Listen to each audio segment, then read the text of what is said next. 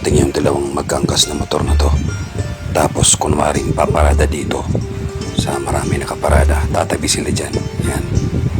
Tapos yung nakaitim na jacket, may dinudukot siya sa kanyang bulsa, no? Sa kanyang body bag.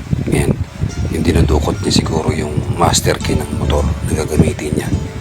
Kasi yung punteriya nila dyan, yung sa dulong na paparada. Yan. Tapos kunwaring bibili muna dun sa tindahan. Yan, pagbasta nyo guys. Yan, tapos biglang babalik yan.